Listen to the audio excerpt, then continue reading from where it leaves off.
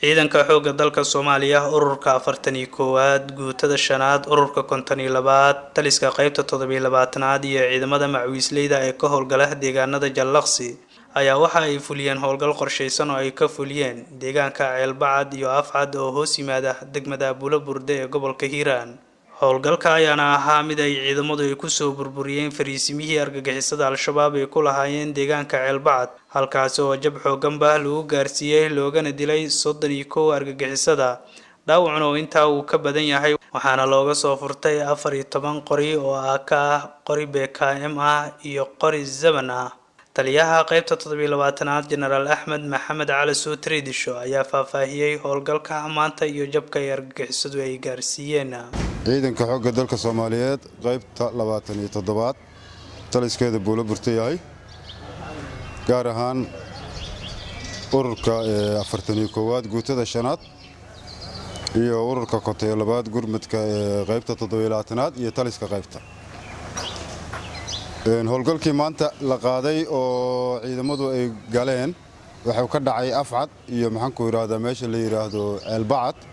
cadowgana dhibaato weyn lagu gaarsiiyay sidoo kale waxa iyagana maxaan ku yiraahdaa Afcad weerarkaas ka qayb qaatay ciidamada macwiisleyda ee dadka deegaanka ee Jallaqsi wuxuu ku dhamaaday si sharaf leh oo wanaagsan cadowga waxa halkaas looga dilay meesha la yiraahdo Ceelbacad 31 inta la xaqiijiyay oo la helay sidoo kale waxa looga furtay 14 qori oo AK iyo qori BKM iyo qori Zaban horeyna sidaan oo kale looga soo furtay isla hadda kuwa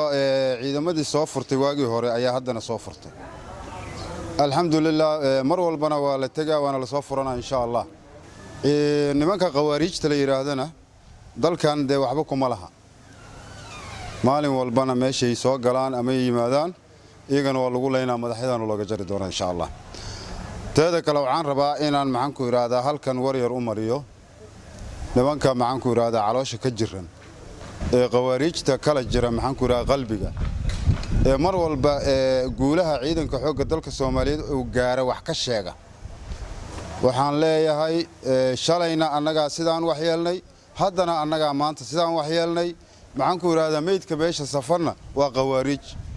haddaad qaadi karto daldali karto daldal adigu maxaan ku yiraahdaa waxaan idin dhehelay dad yahow dalka iyo dadka iyo diinta daacad u noqday iyo dawladnimada saasaan idin leeyahay Askari Ali Raage SNA Radio Bulaburde.